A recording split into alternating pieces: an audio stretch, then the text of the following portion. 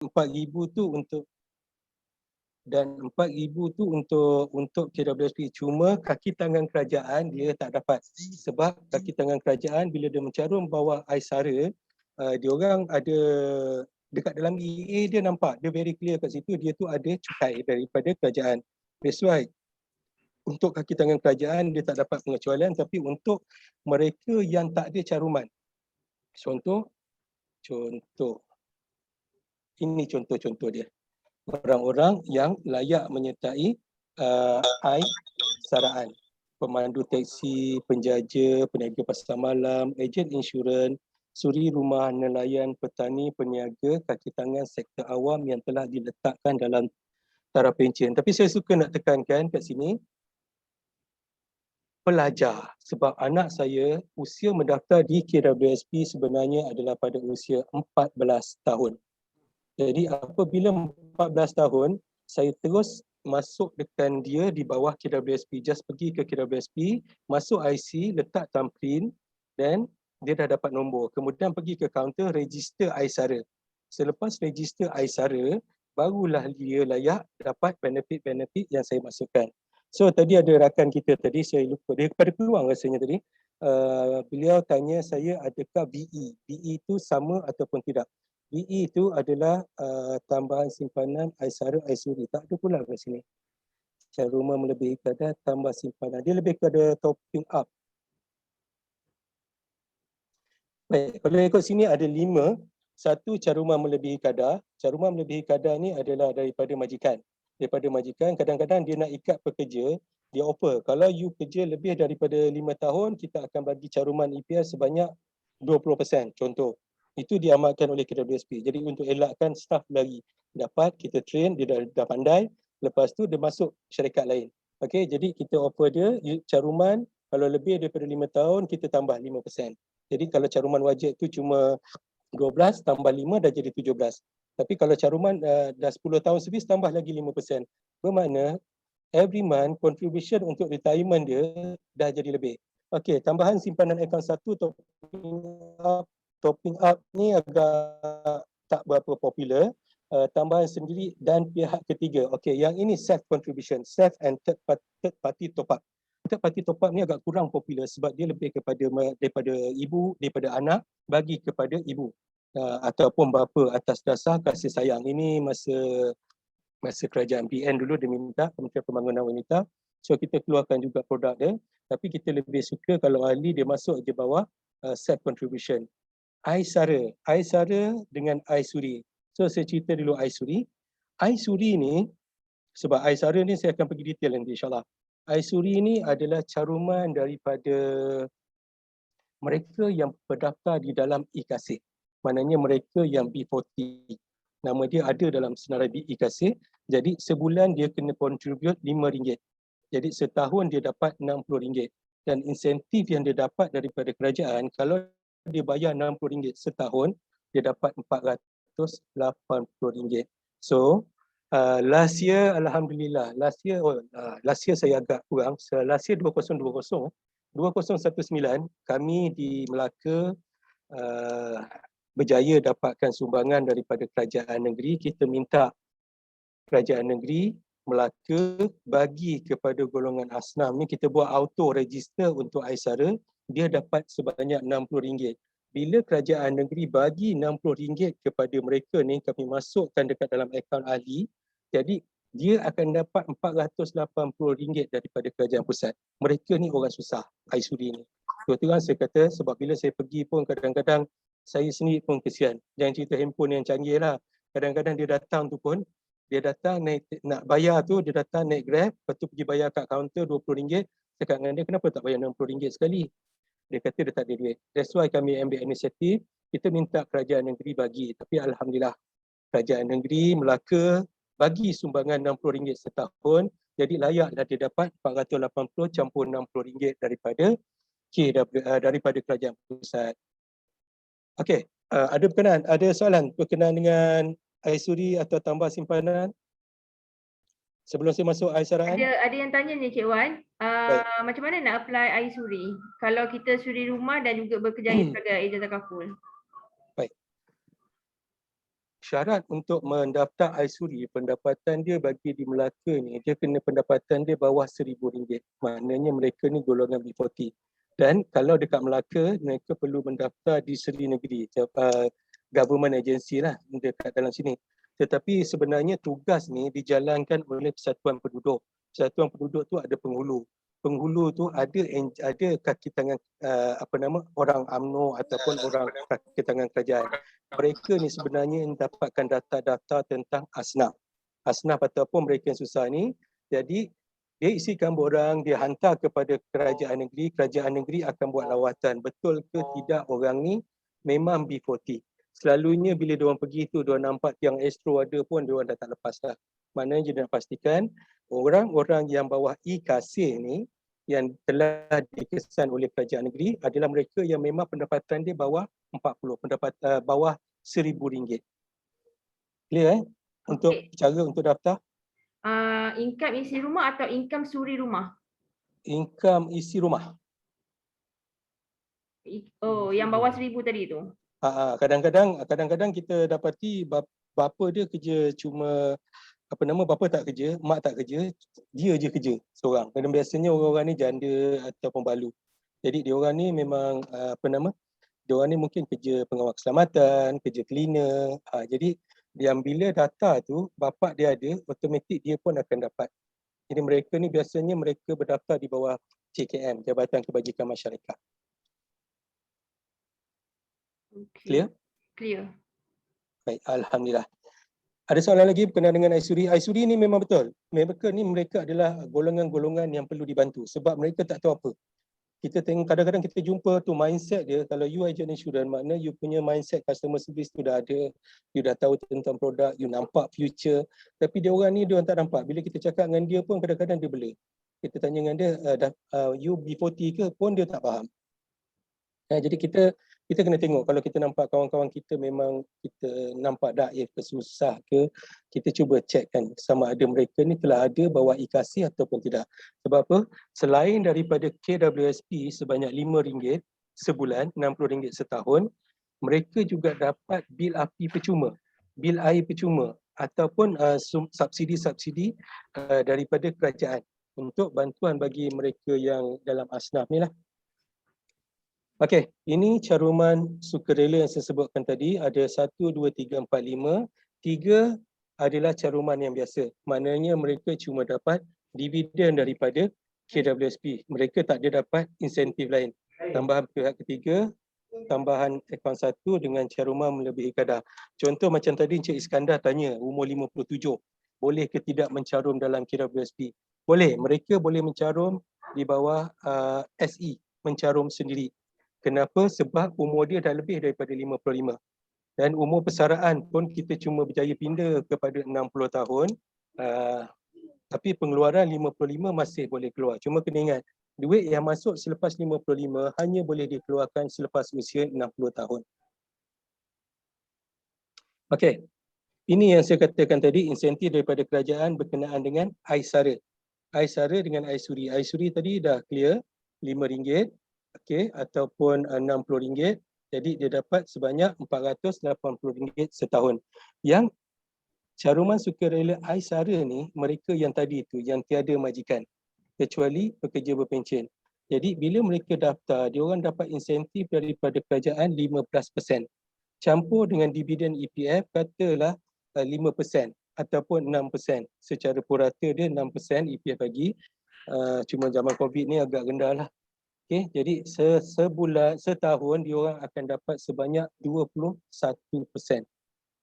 Okay, 21% tu biasanya kalau non bumi dia nampak dia nak contribute lebih, tetapi benda tu tertakluk kepada 1,750 ke 1,780, saya lupa. Tapi secara umum dia, kalau setahun dia masuk 1,008, sama ada tiap-tiap bulan masuk ke ataupun sampai hujung tahun baru nak masuk, okay, itu dah automatik layak dapat maksimum RM250 setahun daripada sumbangan daripada kerajaan pusat. Dan ini insentif yang dibayar sehingga tahun 2022. Okey, sebenarnya benda ni dah berlaku secara 4 fasa. Daripada setiap kali election, KWSP akan cuba mainkan isu. isu adalah cara nak bagi benefit kepada ahli-ahli KWSP yang tak ada majikan. Jadi kami berjaya dapatkan daripada mula-mula 9%, lepas tu 12% dan sekarang kita dapat 15%. Jadi pada masa kerajaan BN masa tu jatuh, Parti Pembangkang menjadi kerajaan pada masa tu kata teruskan. So benda ni kita teruskan biarpun pemerintah bertukar. Okey, tapi syaratnya dikreditkan ke akaun 1 dan berumur di bawah 55 tahun. Lebih 55 dah tak layak untuk insentif AIS saraan. Okey, caruman sukarela ni bermula 2010, tapi sebenarnya benda ni dah bermula lama. Tujuannya adalah menggalakkan orang-orang bekerja sendiri atau golongan yang tiada pendapatan tetap atau suri rumah. Okey, manfaat. Yang dekat sini, saya nasihatkan kalau ada kawan-kawan yang keluar-keluar habis SPM, tahu-tahu terus kahwin. Kadang-kadang dia terus tak ada akaun dekat KWSP. Jadi, saya syorkan minta dia datang ke KWSP daftar sebagai ahli KWSP. Lepas tu, kalau dia tak ada duit, masuk RM10 pun tak apa. RM1 pun tak ada masalah. Yang penting ada baki. Biarlah sampai umur 60 tahun. Sebab kalau dia jadi ahli KWSP, dia akan dapat manfaat sebagai ahli KWSP. Antaranya, khairat kematian 2,500 kita bagi. Ahli KWSP saja yang layak. Yang bukan ahli tak layak. Yang kedua, mesti ada baki. Sebab tu ada viral saya rasa 3 tahun lepas. Bagi tahu semua orang layak. Tapi benda tu maklumat tu tak tepat. Sebab salah satu syarat dia, ada baki dalam KWSP, ahli KWSP, belum berusia 60 tahun dan kematian perlu dilaporkan dalam masa 6 bulan. Jadi kalau misalnya diorang ni suri rumah, pergi ke KWSP, buat pendaftaran dekat mesin kios. Kalau dia tak nak daftar Aisara pun tak ada masalah. Bayarlah RM10, biarkan dalam akaun, biarkan sampai umur 60 tahun. Sebab tu kalau orang datang ke kaunter jumpa dengan saya ni, kesian kadang-kadang. Orang tu datang nak keluar semua, saya tak bagi. Kenapa saya tak bagi? Saya suruh tinggalkan sikit. Sampai umur 60, insyaAllah kalau panjang umur, ambil lah. Kadang-kadang saya cakap dengan dia, tinggalkanlah RM100, biarkan sampai umur 60. Sebab nak melayakkan. Kalau berlaku kematian, waris layak tuntut RM2,500. Tapi kalau tak ada baki, dia keluarkan habis, full withdrawal, masalahnya, dia terus tak layak. Duit tu bukan daripada duit dia, tapi duit daripada KWSP. Okey Jadi Puan Mas, pelepasan cukai memang dapat very clear RM4,000 setahun bagi orang-orang yang bekerja sendiri, kecuali mereka yang bekerja berpencen. Dividen simpanan konvensional minima 2.5. Okey, Islam konvensional syariah account tak ada caruman, tak ada minimum pay 2.5 ni sebab dalam Islam ada perkongsian untung rugi. Sebab itulah kita tak boleh nak declare sebagai minimum 2.5%. Okey, khairat kematian, pelepasan cukai, amount caruman tiada had. Walaupun RM1 tadi saya kata, contoh macam anak kita, anak saya sendirilah, orang pun terpanjat bila saya kata 14 tahun boleh daftar. 14 tahun tu budak habis SPM. Cukup je lebih sehari je, saya terus pergi ke mesin kios, suruh dia masuk IC, letak tampin, automatik kita daftarkan. Lepas tu pergi ke kaunter, daftar saraan untuk layakkan dia mendapat 15% dividen bila mencarum. Jadi selepas dia habis sekolah nanti, dia masuk kerja, dia akan pakai akaun yang sama. Kadang-kadang dia masuk kerja kilang ke, kerja mana ke, lepas tu dia bertukar pula, dia menjadi self contribution pun dia akan pakai akaun yang sama. Okey. Ada soalan setakat ni?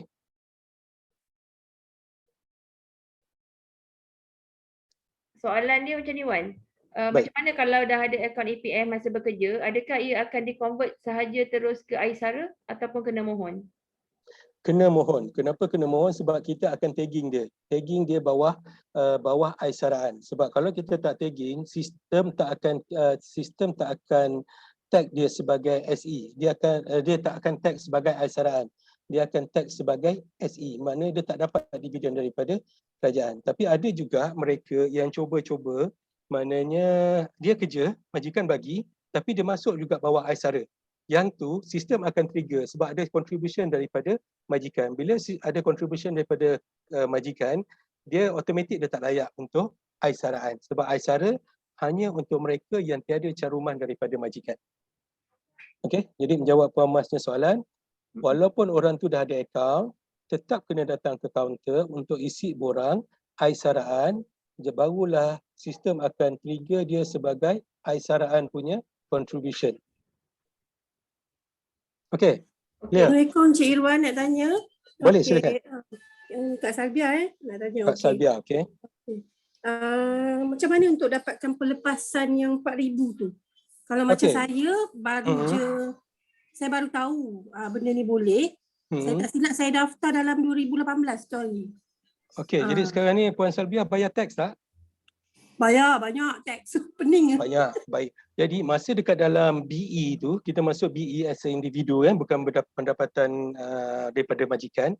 Maknanya dia ada kolom. Maknanya dia ada kolom dekat ruangan pengecualian pembayaran KWSP. Atas insurans 3,000, KWSP 4,000. Dan cara nak proofkan dia print statement tu. Jadi bila income tax minta, kita kena simpan kita punya tax punya file tu 7 tahun kan. Bila minta kita tunjukkan pada dia dan dia automatik dia akan bagi pelepasan lah. Maksudnya amount tu kena lebih pada 4,000 lah yang ada dalam KWSP ni ke macam mana?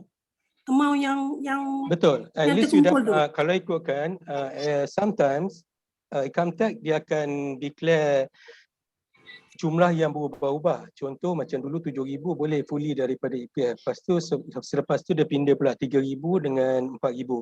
Jadi bagi tahun tafsiran 2020 4,000 saja. Saya rasa 2021 pun 4,000. Mana kalau puan bayar 4,000 layaklah dapat maksimum. Tapi katalah tahun tu puan cuma bayar 2,000. Mana 2,000 je lah puan dapat pengecualian. Puan Salbia, okey ke? Okey. Terima kasih Cik Wan. Saya faham. Okey Cik Wan, ada lagi soalan. Baik, silakan. Bagi mereka yang kerja kerajaan, kan ada 3 tahun dah boleh ambil skim pencen. Baik. Lepas tu akaun EPF pun tak ada. Adakah dia perlu tinggalkan RM10 ataupun dia kena buka akaun baru nilai RM10 untuk dapat manfaat akhirat kematian tu?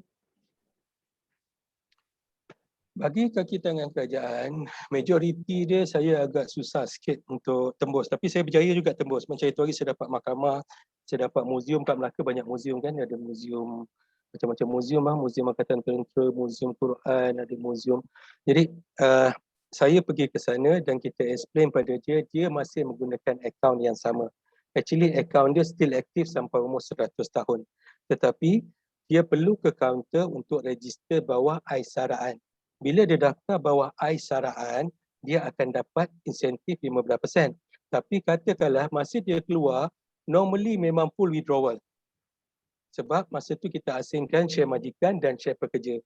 Dan kebanyakan mereka agak terperanjat sebab kadang-kadang yang mana totally masuk fresh tu masuk government, jumlah dia dapat sikit. Memang caruman dia lagi sikit berbanding dengan caruman majikan. Majikan 12%, sekarang ni dia punya 9%. Jadi dia keluar semua, lepas tu pergi ke kaunter, daftar, lepas daftar, dia buatlah payment tu kepada KWSP. Okey Mas? Okey, clear. Baik. Alah, saya pula, dia orang dah sharekan benda ni, satu lagi. Tapi benda ni belum jalan lagi. Ni jangan screenshot lah September 2021 ni, I sayang pula. Produk baru? Produk baru. Ada banyak produk baru sebenarnya. Cuma ada benda-benda kekangan yang kita tak boleh nak sebut. Contoh antaranya, saya rasa dalam belanjawan tahun 2020 ada sebutkan berkenaan pengeluaran KWSP untuk produk insurans. Betul? Tapi itu nama dia I Protect apa gitulah. Tapi selagi kita belum confirm, kita tak buat lagi lah. Produk baru tu pun caruman tu sebenarnya dah wawarkan banyak kali. 2% caruman suami bagi kepada isteri yang tidak bekerja. Jadi yang macam ejen takaful ke ataupun mereka yang bekerja sendiri, dia tak ada caruman tu. Sebab majikan tak contribute. Yang ni hanya melibatkan majikan yang ada caruman daripada majikan. Okey, destinasi caruman sukarela pihak lain untuk ahli KWSP bawah skim sukarela pada bila-bila masa dengan had caruman maksimum 60K. Ramai yang nak masuk lebih daripada 60K sebenarnya. Dan benda ni berlaku dalam kalangan orang-orang yang hampir nak bersara. Kenapa? Sebab pada masa itulah dia punya saving plan dia, ada yang ambil education plan, ada yang dapat gratuity, ada yang jual rumah. Dia orang tak tahu nak park duit kat mana. Dan EPF tak dapat nak terima semua. Kami cuma boleh terima 60 saja kerana terikat dengan AMLA, iaitu Akta Penggubalan Wang Haram. Ada juga yang cuba-cuba nasib, dia bayar melalui i-account. Dekat mana i-account bila dia buat transaction online, sistem kita akan terima je. Tapi lepas tu kita reject balik, kita tendang balik. Sebab sistem dengan bank dia akan masuk. Ada soalan lain ke nak tanya? Sebelum saya pergi macam mana cara untuk bayar? Assalamualaikum. Waalaikumsalam. Puan Zurina tadi. Baik. Zurina nak tanya. Silakan. Memang kita kena wajib thumbprint di branch untuk buat iSara walaupun kita ada SC tadi? Baik, Okey. iSara. Wajib thumbprint di branch. Okay, actually dia akan datang ke kaunter, dia pergi ke branch dan dia akan isi borang yang ini. Ini borang pendaftaran ahli, sorry. Ini borang mendaftar sendiri. Ini borang dia. Nampak tak? KWSP 16 GM. Boleh nampak? Kita Baik. boleh post ke? Apa dia? Kita boleh post ke sana ke? Post tak boleh sebab dia ada thumbprint kat situ. Okay. Kita nak pastikan yang datang tu adalah orang-orang yang sorry, sekarang ni 2FA, contoh macam i-account apa semua pun kena cuba juga untuk dihack. That's why nak membezakan saya gambar kadang-kadang pilih bomba apa semua kan, nak bezakan saya adalah manusia. Jadi yang ni adalah pilihan untuk mereka mendapat. Jadi dia kena isi borang ni, kena datang ke kaunter dan serah di kaunter. Baik. Wajib. Tapi iSuri sekarang dah tak wajib. Dia tak jadi sunat muakkad, tapi dia maknanya kita minta kepada kerajaan pada masa tu ataupun kita pindah akta kita, automatik orang-orang ni dia layak bawa iSuri selagi mereka ada dekat dalam data e-Kasih. Jadi kita ada rekod daripada e-Kasih. Tapi iSara tak boleh sebab kita tak boleh nak bagi semua. Hanya orang-orang yang memilih untuk mendaftar iSara saja yang layak. Okey Puan Zurina, maknanya tetap kena datang ke kaunter lah. Okey, walau macam mana pun tadi, kita tolak daripada soalan saya tadi tu. Bila kita ada SC tadi yang lama, SC tadi, self contribution, dalam tu kita ada dah banyak lah duit dalam tu. Baru tahu ada iSara, kita pun daftar iSara. Kemudian semua duit itu akan datang kepada satu akaun kita peribadi, betul tak? Betul. Cuma pintu je lain, betul tak? Betul. Baru saya faham. So pintu lain tapi sama tong dia, betul tak? Betul. Jadi bila bersara 55 keluar nanti memang itulah akaun dia. Baik. Okey, cuma saya nak dah terlanjur Puan Zurina tegur saya ni, saya selalu soalan yang popular saya dapat dekat kaunter adalah mereka beranggapan mereka bayar setahun. Contoh 2021 dia bayar 1,800. Jadi dia dapat maksimum 250 campur dengan dividen EPF. Lepas tu selepas tahun depan dia tak bayar. Dia beranggapan dia akan dapat 21% dividen juga. Tidak. Kalau dia bayar 1,800, makna base kepada 1,800 tu aja yang dia dapat 15%. So opening balance ataupun closing balance 2020 tu tetap cuma dapat dividen. Dapat. Contoh dividen declare 5%, bermakna dia dapat 5% daripada closing balance. Lepas tu dia dapat 15% base kepada contribution yang masuk tertakluk maksimum 200,500. Okey, saya buka lagi soalan kalau ada. Assalamualaikum, Cik Irwan. Waalaikumsalam, Puan Rafidah. Ya. Okey, saya nak tanya. Saya ada akaun sebelum ni pernah kerja dan ada akaun KWSP lah. Okey. Lepas tu dah lama tak kerja, kira duit macam tu je lah kat dalam tu kan. So kalau saya nak masuk iSara, saya kena pergi ke KWSP dan buat pertukaran macam tu. Dia perlu dia perlu datang untuk melayakkan dapat insentif iSara. iSara tadi Maksudnya saya pergi kaunter, saya cakap saya nak buat permohonan iSara macam tu. Betul, Puan cuma bagi tahu kat kaunter, saya nak minta borang pendaftaran iSaraan. iSara menggunakan akaun lama yang sedia ada macam tu. Jadi tadi bila Puan daftar je, automatik kita akan tagging Puan layak iSara. Tapi kalau misalnya Puan tak daftar, Puan cuma dapat dividen je, rugi 15% yang kerajaan bagi tak dapat. Oh, saya dah rugi 10 tahun dah ni. Okay. Tak. Ya, betul. Maknanya tiap-tiap tahun Puan mencarum ke? Yelah. Sebabnya kita dah berhenti kerja dah lama kan. Akaun tu ada. Pakai borang apa? Apa dia? Masa Puan bayar tu, Puan pakai borang apa? Bukan, maksud saya saya baru tahu benda ni, maksudnya saya tak buat benda ni dah 10 tahun. Maksudnya akaun KWSP saya tak bermasuk lah, diam je sebab dah tak kerja kan. Betul. Kira dividen lama je lah, dia rolling duit apa yang ada kat dalam tu je lah. Betul, itulah matlamat Puan Mazlina tadi tu. Maknanya Puan ada income, daripada Puan bayar kepada tax, Puan lagikan Puan punya kepada retirement punya saving. Okey. Itu soalan satu. Soalan kedua, macam husband saya bisnes sendiri, maksudnya dia layak lah untuk buat saraan ni? Layak saraan ni, cuma orang-orang yang bisnes sendiri ni, okey, ini based pada pengalaman saya tapi bukan manipulasi. Ada yang ambil Aisara sebabnya dia tak nak terikat. Kalau kita daftar sebagai majikan ataupun pekerja, bila dia tak bayar, sistem kita trigger ada default, kita akan kejar. Okey, tapi Aisara kalau dia bulan ni bayar, bulan depan tak bayar, bulan lagi satu tak bayar, lepas tu bulan lagi satu dia masuk balik, yang tu sistem tak kejar. Jadi orang-orang yang bekerja sendiri ni kebanyakannya dia suka Aisara sebab dia tak ada tekanan daripada kita. Kita tak kejar orang.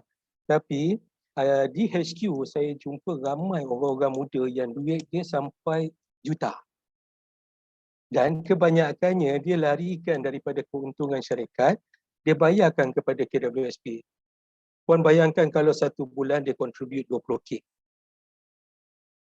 Dapat? Banyak company besar yang buat macam itu sebab dia owner. Dia boleh mencarum berapa banyak pun. Jadi satu bulan dia masuk 20k, bayangkan orang dah awal 30-an dah ada 2 juta, 3 juta. Saya pun kadang-kadang terfikir dan bila saya tanya dengan dia, rupanya dia kata EPF punya duit, kalau saya bankrupt pun, EPF dia orang insolvensi tak boleh ambil. Nampak tak idea yang saya bagi? Faham. Bagus. Okey, jadi itu salah satu cara dekat mana mereka yang banyak duit ni dia growkan duit dia. Sebab dia simpan dekat EPF, dia tak payah nak fikir saham turun naik. Dia tidur dengan lena, tangan tak payah tidur letak dekat bahu, dekat kepala. Baik, ada soalan lain? Terima kasih Puan. Puan Rafidah tadi. Baik, silakan. Puan apa ya? Puan Siti. Puan Siti Sainiza. Betul. Baik. Soalan saya tanya, okey, sekarang ni kebanyakan company yang sebenarnya berhad, dia punya income tax dia under syarikat, ada certain director dia akan contribute EPF untuk reducekan dia punya syarikat punya tax. Okey. Kalau macam contohlah, katalah dia punya Aisara ni, dia convertkan pergi pada Aisaraan ni, adakah dia pun dia punya tax, company tax dia tu pun akan reduce dengan dia punya caruman dekat Aisaraan ni? Company tax saya tak sure, tapi kalau individu kita income tax tak kisah.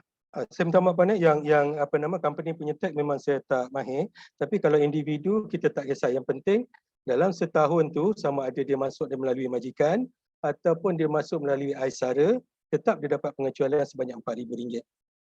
Cuma untuk yang company punya tax saya tak sure. Cuma katalah macam suami dia kerja, dia bayar satu tahun 20k, walaupun masuk banyak, dia cuma dapat 4k saja pengecualian cukai daripada LHDN. Okey Puan.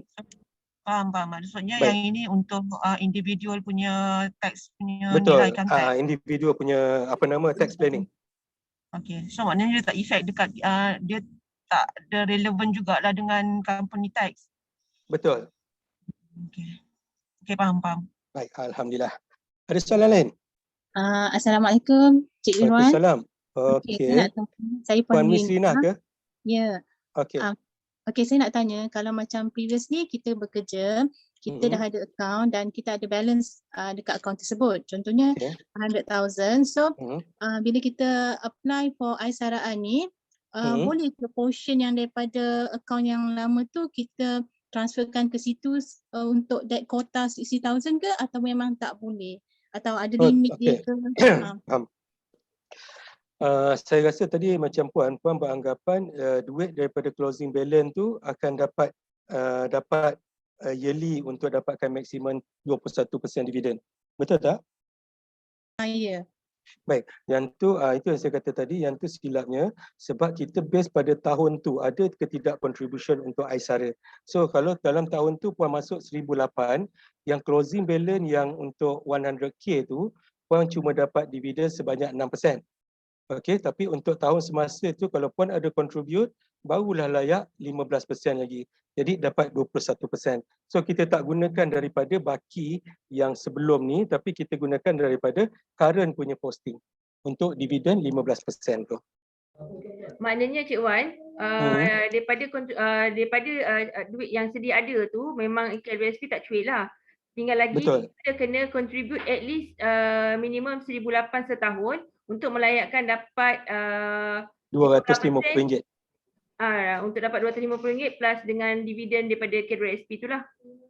Betul. Fahaman Betul, saya? betul. Okey, baik. Maknanya daripada cara masa-masa closing balance tu you still enjoy dividen macam biasa. Cuma dividen daripada EPF. Yang insentif daripada government tu adalah 15%. Itu daripada government. Maknanya kalau tak ada contribution untuk tahun tu tak layaklah 15% tu. Mana dia pening kepala orang tengok pusing-pusing macam ni kan. 15% tadi. Baik, silakan. 1,800 adakah one time payment ataupun monthly contribution? Okey, kita akan ambil kira daripada setahun. Maknanya kalau setahun tu you katakanlah 31 Disember 31 hari bulan 12 baru you masuk 1,800 pun layak 200.5. Dapat? Tapi kalau you masuk 31 Disember dividen EPF you tak dapat lah. You dapat satu hari je dividen EPF. Tapi Dividen yang EPF sebab masuk hujung tahun sehari je. Tapi 15% tu you dapat maksimum. Okey, maknanya bila kita kita buat transaction untuk 1,008 tu one time payment, maksudnya kita masuk lump sum, so kita dapat juga untuk yang 15% tu daripada kerajaan. Betul. Macam tu. Betul. Dapat 15% dan dapat pengecualian cukai. Okey. Okey, Cik Wan, kalau yang pengecualian cukai tadi adalah 4,000, bermaknanya dia bukan kira 4,000 tu lah, dia kira 1,008 juga yang untuk melayakkan dapat 200.5 tu. Betul, 1,008 tu untuk melayakkan 200.5. Okey, jadi terima kasih Puan Mas. 1,008, katalah kita masuk 4,000, RM4,000, mana kita bayar 1,008, so kita ada lagi 2,200, betul? Betul. 2,200 tu kita cuma dapat 6% dividen dan 1,008 tu kita dapat 21% dividen. Oh. Maknanya kelayakan tu hanya 1,008 sajalah untuk 21%. Betul. Maksimum dia 21% atau RM2,500. Cuma daripada contribution yang sedia ada tu setiap tahun accumulate, jadi maknanya dividen yang 6% tu dikirakan untuk keseluruhan lah. Cuma pada tahun semasa hanya 1,008 untuk layak lagi extra 200.5 daripada kerajaan. Betul. Okey, faham. Okey.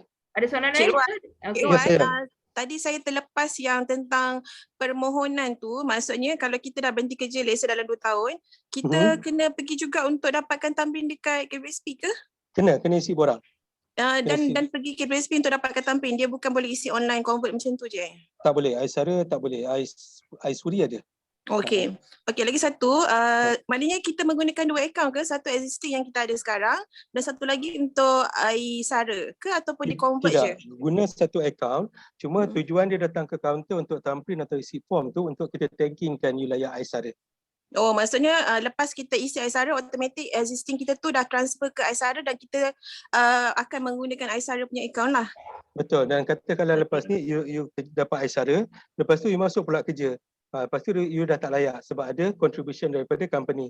Tapi lepas tu katalah you kena berhentikan dan you isi balik Aisara dan you dah enjoy 15% tu. Tapi kalau you dah diberhentikan atau berhenti ke, tapi tak isi borang, mana cuma layak pilihan mencarum sendiri. Cuma enjoy dividen saja. Okey, untuk anak tadi saya macam confused. 14 ke 18 tahun yang seawalnya tu? Anak 14 tahun, akta kerja buruh 18. Tapi akta KWSP boleh mencarum daripada usia 14. So saya baik. memang saya galakkan anak-anak saya 14 tahun saya pergi, lepas tu saya park je duit pakai duit sendiri. Okey. Maknanya yang anak-anak tadi minimum RM10 dan dia layak untuk dapat yang hairat kematian lah. Betul. Okey, maknanya minimum Dia layak dapat manfaat sebagai ahli KWSP. Contoh untuk anak, okey Mas, sorry. Saya sebenarnya saya selalu dekat IPT kalau saya pergi bersama tim mobile. Bila kita pergi bersama tim mobile, maknanya dekat IPT ni dekat Institut Pengajian Tinggi sama ada private ataupun government. Selepas dia daftar dekat KWSP untuk sebagai ahli, dia akan pergi ke kaunter tabung haji terus daftar haji. Sebab salah satu syarat untuk daftar haji adalah gunakan duit KWSP. Jadi budak-budak tu saya pun pelik juga tanya dengan petugas tabung haji lah. Bukankah kena 1,300 pun layak? Dia kata sistem tak blok, so kita daftar je lah dia kata. Jadi itu yang bila dah daftar, sekarang kalau budak-budak daftar tunggu 110 tahun kemudian queue. Jadi ambil benefit tu. Kalau dekat Melaka ni biasa dia pergi dekat mesin kios dekat MITC, bawah tu mesin tu masuk IC, letak thumbprint, daftar. Lepas tu dia naik ke tingkat 2 bangunan tabung haji, ada kaunter tabung haji, dia terus daftar haji. Itu antara benefit as a member EPF selain daripada 2,500 tadi. Maknanya tak semestinya ada dalam akaun EPF sebanyak 1,300 untuk melayakkan pendaftaran tersebut lah. Betul. Untuk pelajar. Untuk pelajar. Biasanya untuk dewasa pun tabung haji so far dia daftar je. Tapi itu hak dia lah. Kita pun ada IGU juga sebab kita letakkan syarat macam itu. Tapi itu sistem dia kan dan kita nampak pun tak ada masalah bagi kita, kita proceed je. Okey, yang untuk anak tadi tu, adakah dia kena setiap bulan mencarum RM10 ataupun dia RM10 tadi tu just untuk buka akaun saja? Akaun actually nak buka tak perlukan duit. Tetapi untuk melayakkan dia dapat benefit as a member kena ada contribute. Jadi depak yang saya showkan tadi letakkan RM10 dan biarlah sampai umur 60. Termasuklah suri rumah tadi selain daripada pelajar. Sebab kadang-kadang kawan-kawan kita ni dia kata apa tak kerja. Mindset orang-orang yang tak kerja ni lain. Tapi kalau orang yang kerja sendiri macam apa ejen insurans ni lain. Jadi kadang-kadang dia orang tak nak buka pun. Jadi yang untuk melayakkan tu buka akaun percuma, untuk layakkan mesti ada duit dalam akaun. Untuk layak dapat manfaat sebagai ahli KWSP. Mas, jawab soalan tak? Okey, sangat menjawab. Ada soalan lain daripada sahabat yang lain? Assalamualaikum Cik Iban. Waalaikumsalam warahmatullahi. Yang tadi yang pasal akaun anak tu kan, tu nanti contoh macam akak ada buat caruman bulan-bulan untuk akak, lepas tu ada dua anak yang umur 18 ke atas kan. Pakai akaun majikan ke sendiri? Akak pakai majikan lah sebab ada enterprise kononnya okay. Kan. Jadi apa soalannya? Lepas tu anak yang kecil ada lagi ni, kalau katakan nak daftarkan dia orang yang umur 14 tahun ni kan, let's say kalau kata macam Cik Iwan kata daftar je RM10, nanti KWSP dia tak tag ke untuk ada dividen sebab tak membayar lah apalah sebab masuk sekali dalam enterprise punya caruman. Baik. Anak bila kita daftar kemudian kita bawa self contribution, sistem tak akan trigger. Tetapi untuk akaun syarikat, kalau puan gunakan, puan bayar, puan tak bayar, sistem akan trigger. Dapat tak? Tak dapat? Okey, jadinya macam mana caranya kalau kata kita nak elakkan yang benda tu ya? Sebab kita daftar melalui enterprise kita kan? Ada tak cara? Bukan. Kalau anak yang kita promote sekarang ni Aisaraan, dia daftar bawa Aisara, maknanya dia tak ada majikan. Kalau puan bayar melalui majikan, maknanya dia tak layak Aisara. Tapi I see. Okey, jadi bila puan bayar melalui borang E tiap-tiap bulan tu, jadi yang tu kejap nama anak ada, kejap nama anak tak ada masalah. Sebab anak tu tak akan buat laporan yang menyatakan mak dia tak bayar EPF. Cuma bila ada kadang-kadang kalau pekerja majikan dia tak bayar, dia buat laporan, itu salah satu channel. Cuma kalau macam puan Mungkin puan tak bayar untuk dia tapi puan bayar untuk pekerja-pekerja lain. So sistem kita tak akan trigger yang puan tak buat payment. Puan bayar, cuma nama anak tu tak ada. Okay, alright. Terima kasih. Sama. Okey, ini cara bayaran dekat dalam Aisaraan atau Aisuri dan kebanyakannya pun dah tak terima payment dekat kaunter. Kalau kaunter pun cuma terima RM500 ke bawah. Dan kebanyakannya adalah melalui perbankan internet. Okey, cuma bila buat payment go through internet, dia tak real time. Okey, dia ambil 3 hari transaksi baru nampak. Tapi jangan risau sebab duit tu masuk nanti, dia akan masuk ikut masa tarikh kita transfer. Bermakna you tak akan rugi dividen. Sebab dia bila duit tu masuk, actually bukan real time pun. Kita nampak macam real time, dia akan floating dekat satu account. Lepas tu bila dah sukses, dan biasanya dia kena tunggu pukul 9 malam, sistem akan run kepada banking punya sistem, barulah dia akan run. Saya rasa insurans pun faham kot konsep ni. Kadang-kadang orang tanya, kita dah bayar tapi kita dah bayar, duit belum masuk. Betul lah tu? Betul.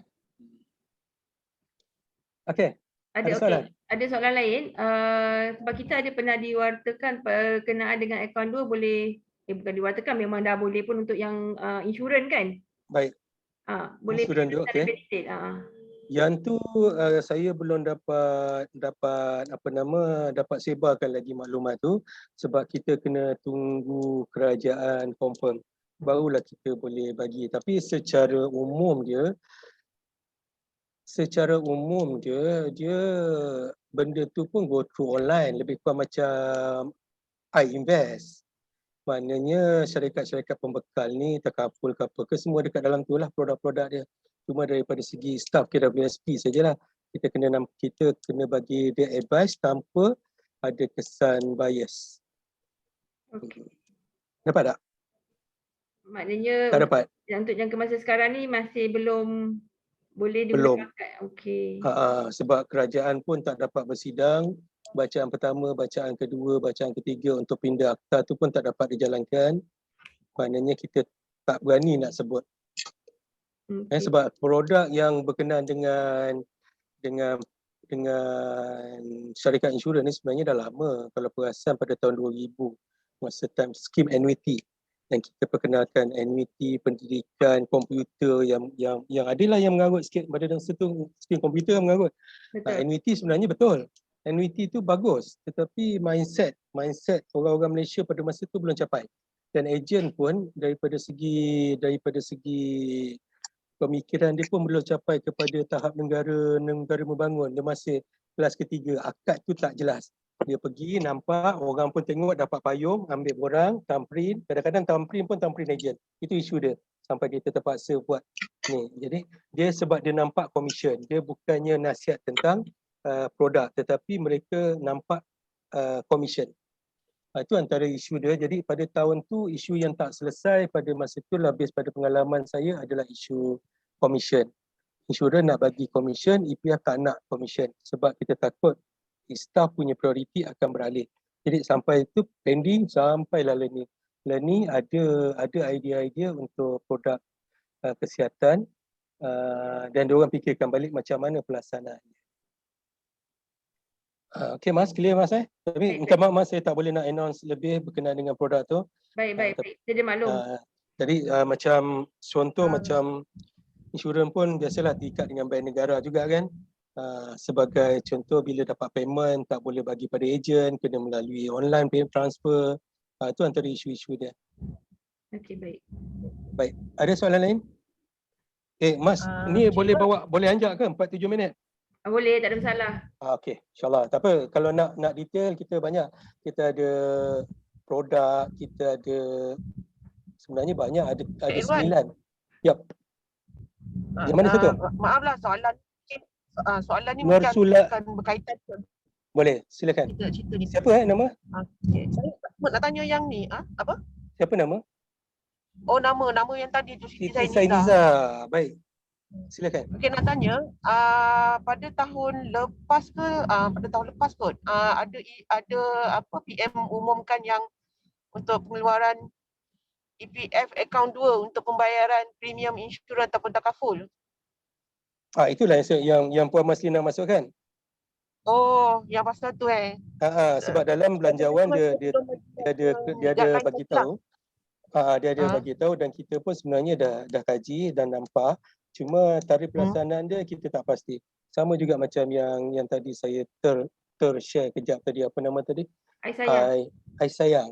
Ai sayang. IPM ni banyak ai .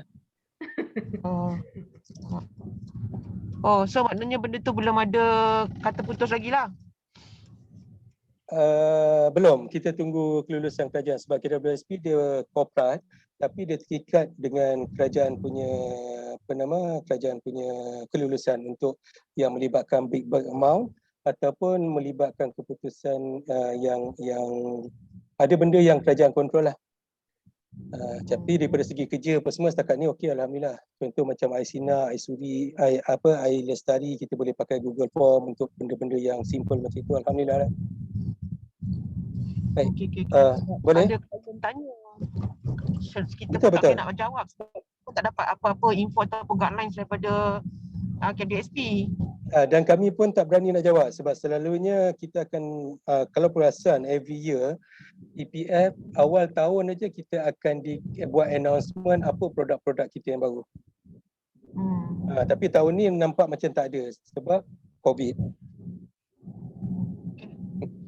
Okey. COVID pun melibatkan juga EPF kan sebab dia orang tak bersidang.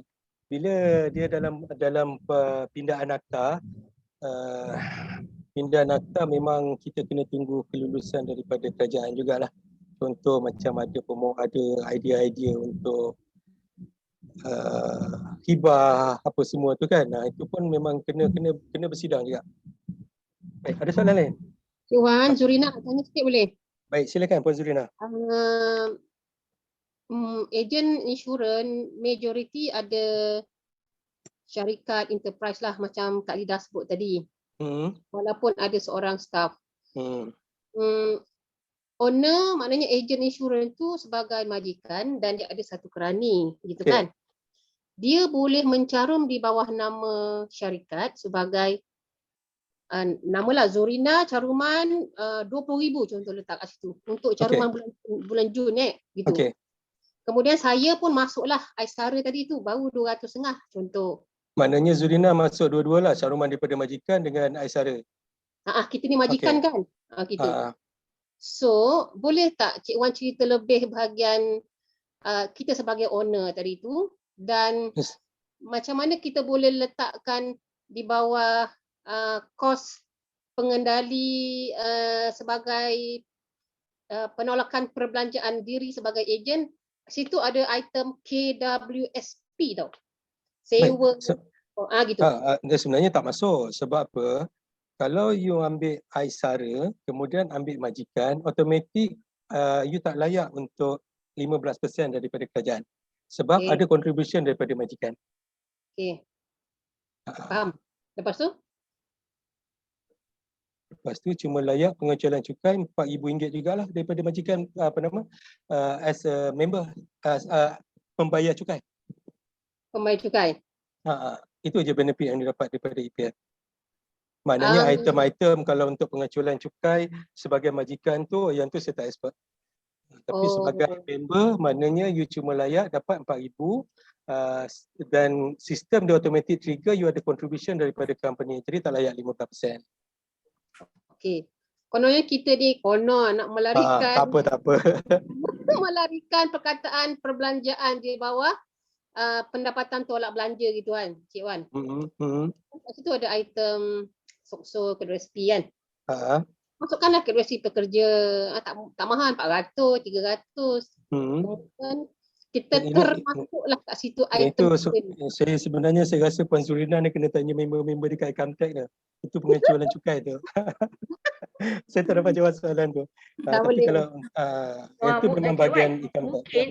Mungkin yang nampak lagi satu soalan macam ni. Katalah Puan Zurina tadi tu sebagai business owner dalam masa yang sama dia tak gunakan duit dia sebagai majikan untuk bayar untuk diri dia, tapi dia bayar untuk pekerja dia. Dan diri dia sendiri tu digunakan untuk dia tolak Aisara. Boleh ke macam tu? Boleh. Maknanya daripada segi KWSP dia layaklah dapat 15% sebab duit tu masuk bukan daripada majikan. Dia masuk daripada akaun dia sendiri. Okey. Tapi daripada pengaculan cukai itu saya tak sure. Dia dapat ke tidak item-item yang dia masukkan tadi tu. Oh, Cik Wan. Jadi ni Cik Wan. Assalamualaikum Cik Wan. Alamak. Tak apa, silakan. Cik Wan, Cik Samsul Ya, ya betul. Baik. By law, owner of the company adakah wajib untuk mencarum? Okey, untuk KWSP dia tak wajib. Dia pilihan. Semaknanya is option lah. Betul. Semaknanya kalau banding dengan dia carum through the company, is better lah kalau dia ambil aisaraan kan? Betul, kalau dia nak mencarum sikit. Tapi kalau dia nak mencarum banyak, itu yang saya kata tadi, macam dia orang gunakan duit daripada keuntungan syarikat tu contribute dalam EPF dia. Oh, okay. Alright. Okay, Cik Samsul? Okay, terima kasih. Okay, tadi ada siapa? Puan Nurlidah? Cik Irwan, jadinya macam tadi, macam Puan Zurira pun tanya tadi, sebab enterprise kan dia masukkan nama dia sebagai owner, dia pun taruh bulan kan, dia declare income tax lah, itu bagian income tax lah. So sekarang ni, kalau katakan kita nak buat aisaraan tu, kita kena withdraw kita punya nama daripada enterprise tu lah ya, baru kita layak aisaraan kan. Sebab betul, kita maknanya jangan ada nama dekat dalam borang A tu. Okay. Sebab bila ada nama dekat dalam borang A tu, dia akan keluar kat dalam tu IWS saya rasa. Okay, maknanya orang tu dapat duit daripada majikan bayar IWS. Tapi kalau misalnya dia bayar pakai akaun dia sendiri, jadi dia akan keluar situ aisaraan atau self contribution SE. Alright. Terima kasih. Sama. Baik, saya buka kalau ada lagi. Tak ada Kalau tak ada, itulah saya nak nasihatkan. Ada. Baik, silakan. Cik Wan. Baik, Cik Nur Sulastri.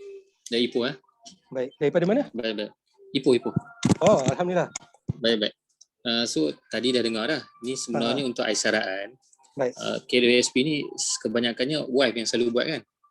Okey. Ailestari ke, Aisina ke, semua yang dia masuk kan. Baik. So saya pun nak habis dah Aisina ni, nak habis dalam bulan ni kot. Okey. So nak cerita, KWSP ini nombor satu, KWSP tak ada bagi tahu macam WhatsApp ke dalam mesej ke, nak bagi tahu yang ada certain, saya dah lama tak kerja dah. Saya kerja sendiri. Apa? So dalam akaun saya tu sebenarnya dah sikit duit lah. Dah sikit duit lah. Dah sikit duit. So kalau boleh check memang dah sikit betul lah ni. So KWSP tak ada automatik ke tengok mana-mana akaun yang tengok umur dia, tengok dia dah lama tak carum tu dia critical. So dia tak ada bagi tahu ke? Dia tak ada bagi tahu inform, oh ni cik sini kami ada promosi promosi ke apa benda ke, tolong datang ke sini sekian bla bla satu tu. Okey. Ya ni saya dengar alhamdulillah lah, saya pun dah berminat nak pergi, cuma PKP lah. Cuma yang tadi satu, kenapa tak ada bagi tahu tu? Ini pun ada, sebab masa takaful ada orang bagi link. Tidak, haram nak tahu. Satu lagi tentang pengacara 4,000 tu, saya memang kerja sendiri. Ini memang kerja takaful, so takaful tak sampai pendapatan yang kena cukai lagi pun. And then kerja sendiri pun income tak tetap, so saya pun tak ada pun bayar cukai lagi. Kan? So 4,000 tu kat mana nak tolak? Saya ada satu je, mana kalau nak kata 4,000 saya kerja untuk bayar dapat pelepasan 4,000 tu. Rasa macam celah mana pula nak tolak tu kan?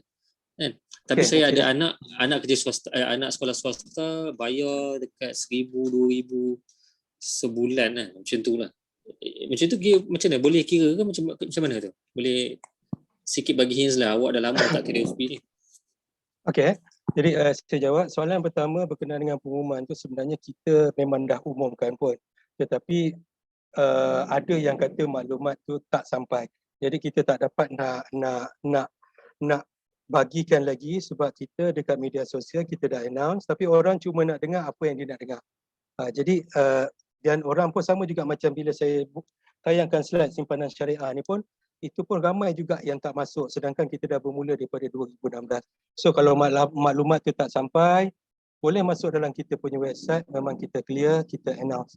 Dekat Ipoh pun sebenarnya rakan saya dah sampai kat sana sama dengan saya pada tahun 2016. Jadi tugas dia adalah bagikan taklimat kepada NGO, kepada student, kepada majikan dan juga kepada mana-mana aktiviti yang memerlukan. Sampai ke surau pun kami cuba masuk, tapi mungkin maklumat tu tak sampai kepada tuan. Kami minta maaf. Tapi kalau misalnya perlukan maklumat daripada EPF, boleh masuk dalam laman web rasmi KWSP. Tapi elakkan daripada channel-channel yang tak rasmi. sebab banyak yang tak betul, kadang-kadang maklumat tu silap sampai.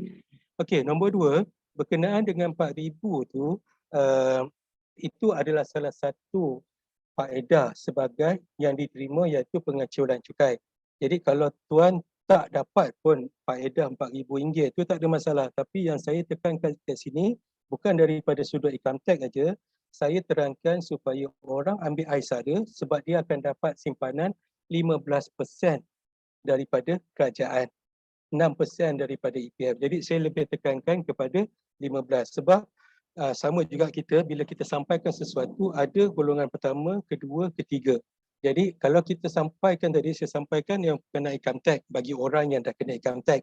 Tapi bagi orang yang tujuan dia nak menabung sebab EPF dia dah tak ada, dia kata memang dia habis, keluar duit habis. Jadi dia ambil lah 15% dividen tu campur 6%, dapatlah 21% as a member.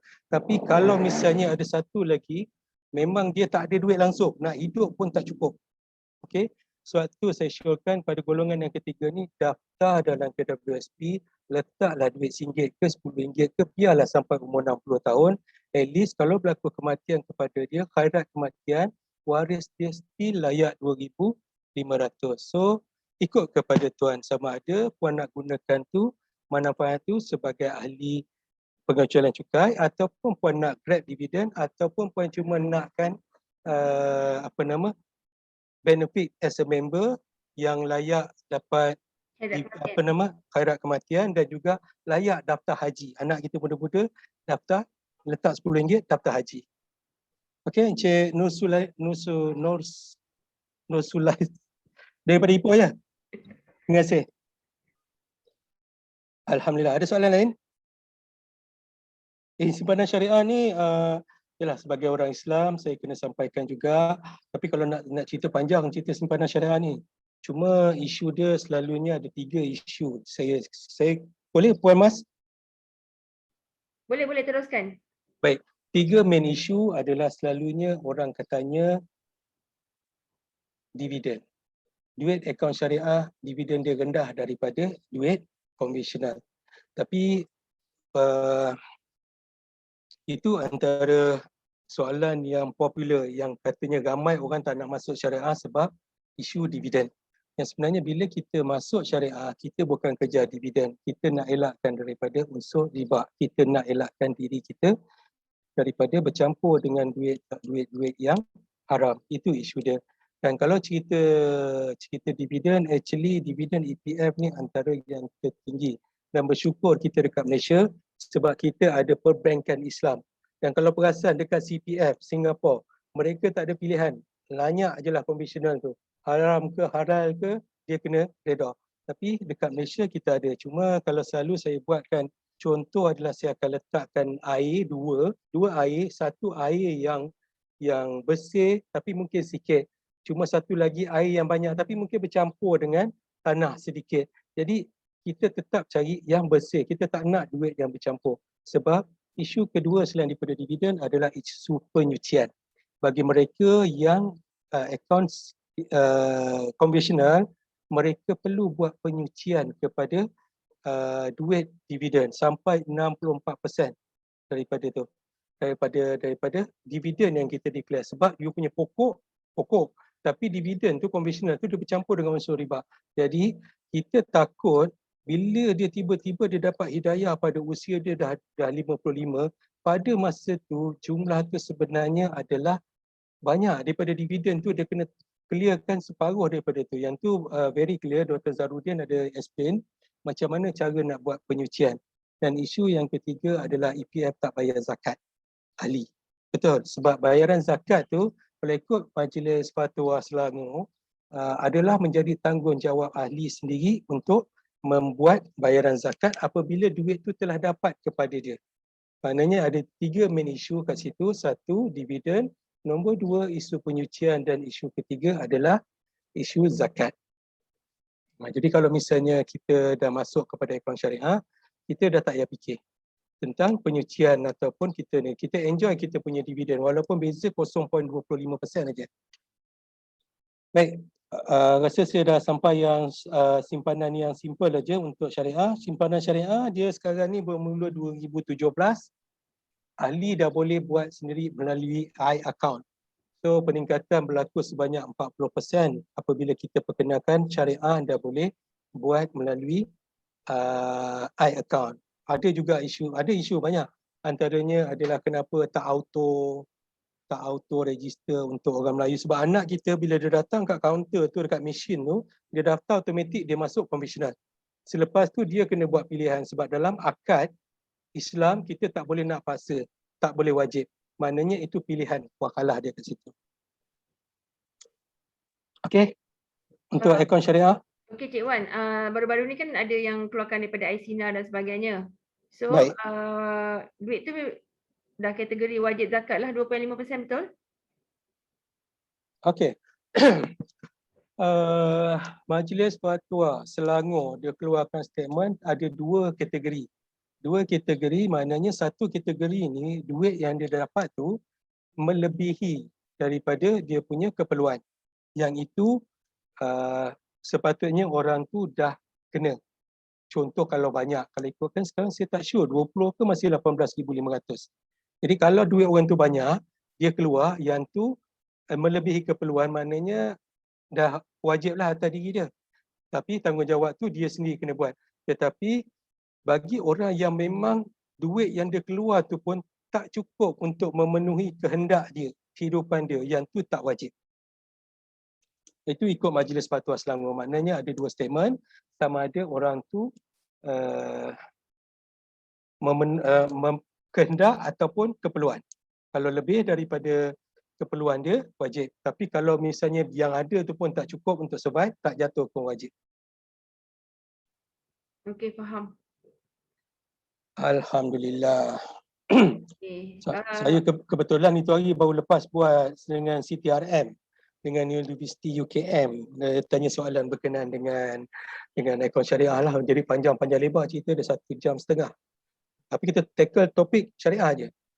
Jadi termasuklah isu kenapa EPF tak faraid apa semua tu. Ada nak tanya lagi ke? Okey, sebab EPF ni kan dah lama. Sebelum ni kan ada akaun yang konvensional, lepas tu baru convert kepada yang syariah. Okey. So bagaimana yang dividen yang sebelum disyariahkan tu? Baik. KWSP buka akaun syariah pada tahun 2016. Jadi akaun pertama buka akaun Islamik adalah pada tahun 2017. Kalau ikutkan Majlis Fatwa, dan pada masa itu memang kita kena berjumpa pun dengan mereka, dia menyatakan yang sebelum 2017 produk tu tak ada. Jadi rakyat tak ada pilihan. Jadi dia kena ikut. Yang itu tak wajib disucikan. Tetapi bagi mereka yang tidak memilih, tiba-tiba tahun 2020 ni dia nak masuk pula akaun syariah. Yang itu 2017 sampailah 2020 dia kena dapatkan maklumat daripada kita, daripada dividen tu berapa yang tak patuh syariah, berapa yang patuh syariah, dia kena kira sendiri. Nampak Maknanya pelaksanaannya 2016, yang tu tak perlu buat penyucian, yang mana dah ambil terus. Tetapi yang mana dah lewat, mereka perlu buat penyucian untuk akaun yang bercampur tadi tu. Okey Mas? Okey, baik. Maknanya yang dia boleh guna pakai adalah duit yang pokok je lah daripada dia dan majikan, tapi selebihnya daripada dividen yang waktu konvensional tu, itu yang dia perlu sucikan. Ya, bermula daripada tahun 2017 punya dividen. Sebab saya kebetulan masa tu saya dekat HQ, saya tak tahu Dr. Zarudin pada masa tu. Masa tu 2013. Saya jumpa dengan Dr. Zarudin dekat HQ sebab dia datang jumpa saya. Dia minta penyata daripada mula dia bekerja sampailah dia pada tahun 2013. Lepas tu saya tanya dengan dia, doktor nak buat apa? Dia kata saya nak kira berapa jumlah saya punya akaun saya yang bercampur akaun ni. Jadi saya bagikan borang apa semua, dia hantar dan dia dapat. Alhamdulillah. Dan dia pun salah seorang panel kita. Jadi dia buat penyucian sebab mungkin level dia dah lain dah. Macam kita Majlis Fatwa kata bermula 2017 baru kira, tapi macam dia nak kira juga daripada awal, jadi dia nak elakkan duit yang bercampur dengan unsur riba. Lepas tu dia terangkan juga macam mana cara untuk penyucian. Antara faedah, Mas tahu ke benar tu? Baru nak tanya soalan tu. Memang nak tanya soalan tu. Baik, kalau ikutkan daripada pendapat beliau, beliau menyatakan yang sekiranya dapat duit tu tak perlulah kita, dia cukup memadai dengan kita bagikan kepada ahli-ahli keluarga kita yang susah, sebab duit tu haram bagi kita tetapi bagi mereka tidak. Okey, ataupun kita gunakan duit tu untuk pembangunan jalan ataupun projek-projek yang membantu masyarakat, itu pun sudah memadai bagi menyucikan duit tu lah, bagi mencucikan duit-duit yang Maksudnya sampai. penyucian tu berlaku selepas umur 55 yang dia buat pengeluaran tadi lah. Maknanya dia clarify duit tu untuk pecahan ataupun macam mana? Tidak, penyucian tu perlu dibuat bermula daripada 2017. Sesiapa yang tak bertukar kepada akaun syariah. Contoh macam Mas belum bertukar kepada akaun syariah. Bermakna Mas kena dapatkan dekat dalam website kita ada maklumat berkenaan dividen, berapa persen yang patuh syariah, berapa persen yang tidak. Mana Mas kena kira daripada 2017 sampai 2021. Duit dividen tu aja, berapa pecahan dia. Secara umum dia 60 lebih lah, 64, 62, setiap tahun bertukar-tukar. Cik Wan, saya Khadijah nak tanya yang macam pecahan tu nak tengok kat mana? Kat dalam yang dividen tu, pecahan dividen dalam yang dividen, betul. Dia ada disucikan tu. bezakan kat situ. Sebelum 2016 dia satu je dividen. Sebab masa tu cuma ada akaun Penyata ke komisioner. apa? Apa dia? Dekat penyata ke apa? Bukan kat Nak penyata. tengok dekat mana? Dekat X ke apa?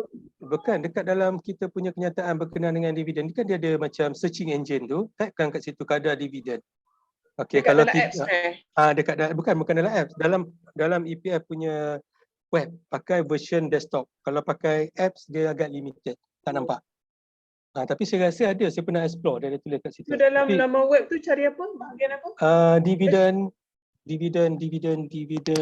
Dividen syariah. Tapi kalau misalnya puan tak pandai nak cari, gunakan searching engine tu, masuk dekat dalam kita punya inquiry melalui iAccount. Okey, iAccount, masuk dekat dalam inquiry, kemudian puan emailkan, bagi tahu dengan dia, saya nak buat penyucian untuk akaun syariah. Boleh bagi saya pecahan untuk berapa yang perlu disucikan, bermula daripada penubuhan akaun syariah.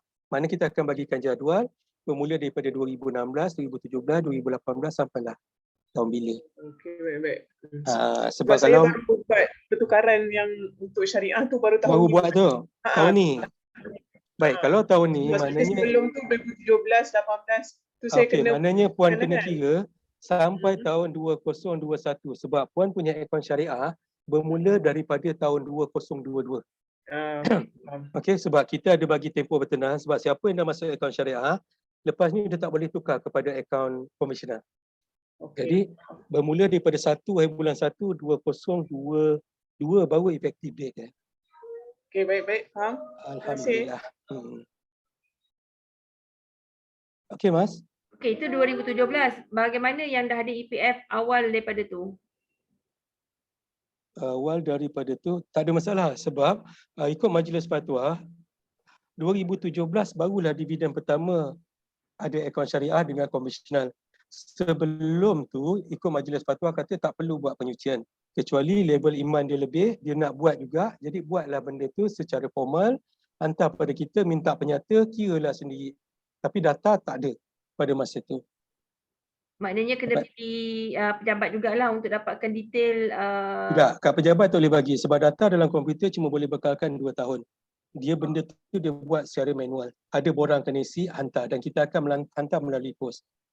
Okey. Sebab maklumat tu kita kena transfer daripada bentuk data yang bukan dalam bentuk komputer, kita masukkan dalam bentuk akaun, barulah kita bagi kepada ahli.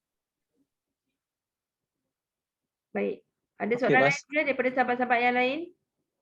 Dia biasanya kalau soalan tu bila saya sentuh bab-bab produk tapi tak cukup masa nanti. Kesian Mas, dah pukul 4 dah. Okey. Saya tak ada masalah, mungkin ada sahabat-sahabat yang lain. Ada siapa-siapa yang nak bertanya ke sebelum kita tutup?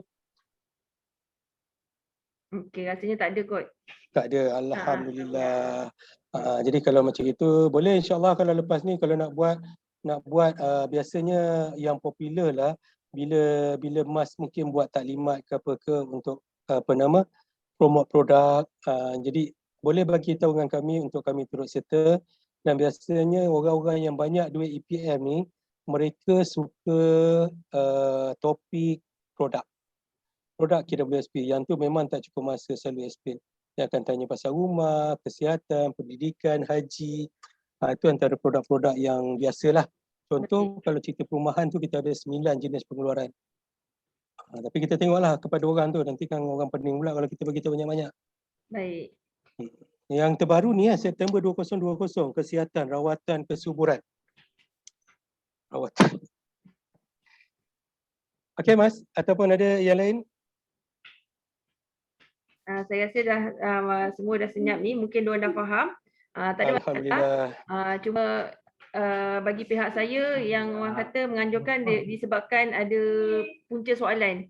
Jadi Allah aturkan untuk saya bertemu dengan Encik Irwan dan kita berbincang. Alhamdulillah hari ini Encik Irwan dapat berkongsi dengan kita dengan pelbagai maklumat. Mudah-mudahan dia membantulah sebab saya rasa macam benda baru dari segi umur anak 14 tahun boleh masuk untuk daftar haji. So fasiliti-fasiliti tu kalau tak guna rugi. Dan saya dipahamkan Cik Wan pernah sebut kebanyakan yang macam Aisara ni bukan bangsa Melayu yang ambil. Ya, saya agak terperanjat apabila yang datang tu selalunya mungkin dia nurse, mungkin dia cikgu. Maknanya dia dah create dia punya retirement fund dia dah ada dua. Satu adalah daripada JPA. Maknanya dia akan dapat 60% daripada gaji akhir. But at the same time dia ada income lain sebab kita ada passive income, ada yang ni. Jadi income lain tu dia create dan dia park dekat dalam KWSP as a self contribution dan dia cuba nak dapatkan maksimum.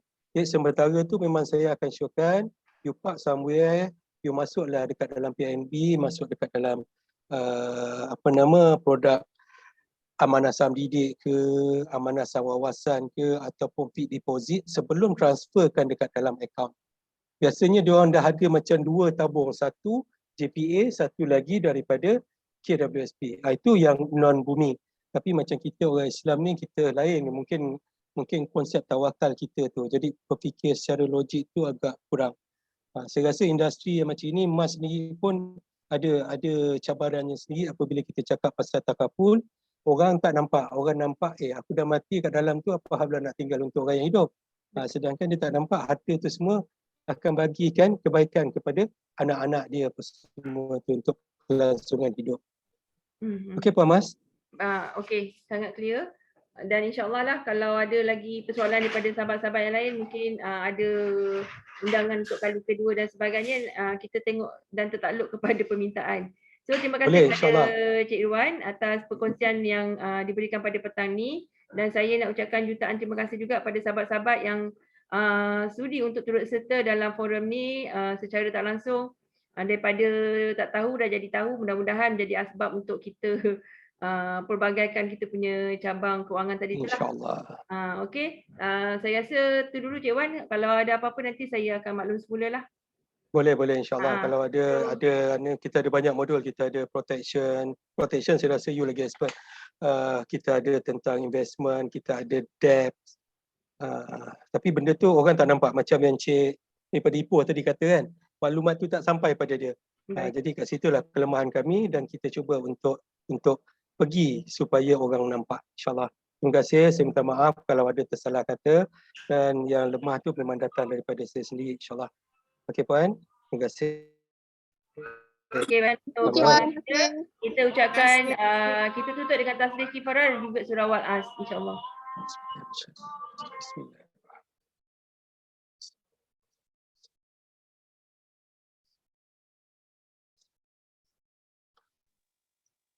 Okay, terima kasih semua. Terima kasih Cik Irwan. Okay, terima kasih semua. Assalamualaikum. Assalamualaikum.